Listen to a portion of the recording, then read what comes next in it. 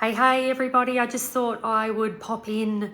I put a little post out the other day just asking whether people needed a bit more help with their client consults and, some of the challenges that you're experiencing at the moment with getting clients to invest and commit.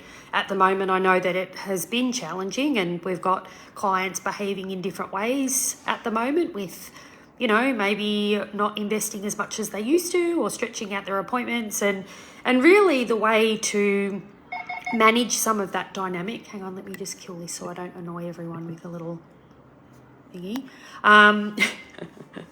That Voxer sound going off. But really the only way that you can influence what's going on here is through your consultation process. So I want to share with you some ideas that you may or may not be executing in your consult processes, because effectively your client's behaviour can be influenced by you, believe it or not. All right, you might feel like a lot of this is outside of your control, but in fact you've got full control. Not full control in that you can move someone's arms and legs around. It's at the end of the day, it's their decision. But I don't believe that from a consultation point of view, people are delivering consultation structure in a way that is increasing commitment and investment from clients. And that's the problem. Clients that are a bit shaky in terms of their cost of living or their lack of budget or disposable income that they've got right now are the ones that are starting to behave differently with their appointments and what they're purchasing from you. But the reality is they probably never had a strong consult to begin with. So I want to share with you one element in relation to consult, and that is something that we call getting leverage. That you need to get leverage in a consultation process to be able to sell anything, right? And what I mean by leverage, and you can define this in a couple of ways. Actually getting someone's concern, asking them what their problem is and understanding that in a really in-depth way is getting leverage, because what you're going to do is you're going to be able to map out a suggestion or a pathway or make some recommendations based on what they've asked for help for. That's how you sell, right? The challenge is it's the depth by which you explore that and get an understanding of that, which will determine the level of bargaining you've got available to you, particularly when the client starts to reject or resist the suggestions, right? So if you take the time to really not just say, oh, what do you want, what are you booked in for today? And I'm talking about really, really unpack the concern. Questions around if someone's got acne, for example, not just going, okay, no worries, acne, and then moving on to the next question, actually understanding what that means for them. Okay, so when you say acne, tell me what you mean by that. They might point to something that's not acne, right? They might point to a different skin condition or something that is not necessarily defined as acne, but it's something else. And again, that's a leverage point, because you need to take the time to educate that client around what that really is and how it's resolved, right? So really taking the time to, I call it unpacking the concern. Don't just ask them, what do they need help with? Ask them to explain and describe in a lot of detail how that concern presents itself, right? So that's one part.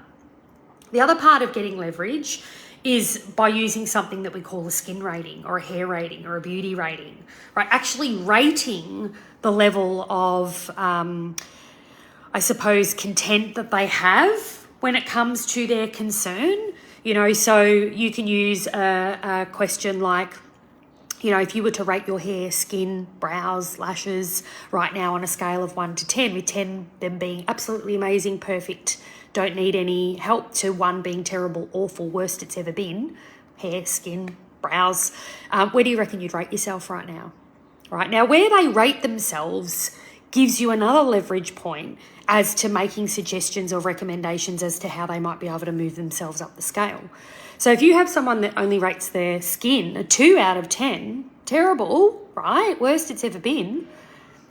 Then when they start knocking back recommendations like, no, I don't think I'll take the home care, you've got that intensity scale. Sally, you rated yourself a 2. In order to get you closer to a 10, we need to be able to, make sure that you've got adequate home care and you're investing in some future-based services, because we won't be able to resolve this in one visit. Or even if it's a beauty service, we'll resolve it today, but to maintain it, I need to see you every 2 weeks or every whatever to keep it at a 10, right? So scaling the concern or the intensity of how they feel about the area that they want help in, whether it be skin, beauty or hair, is another leverage point that you can, if you ask the right questions around that you can refer back to that in the instance that they start objecting or resisting the recommendations or what you've got to offer. So 2 points I want to make. One is making sure that you have a really in-depth understanding of the concern, not just the naming of the concern, but the way that it presents itself. And the second is actually using a rating scale to understand the intensity of which they need help with that concern area. Okay, so 10 being, that they feel that they're, what they need help with is or skin, beauty, hair, whatever. Their rating on that is that it's 10 out of 10. They don't need any help. That might leave you with a lot of leg room, but most of the times people will not rate themselves at a 10. Even if they rate themselves at an 8, you've still got 2 points to work with, right? So there are some examples of getting leverage in a consult that can help you increase the commitment and motivation of your clients to continue investing with you, and also to make sure that they don't just give up altogether, that there is a purpose behind why they're continuing to see you and why they need to prioritise that funding to protect their hair, skin or beauty treatments. Just some ideas.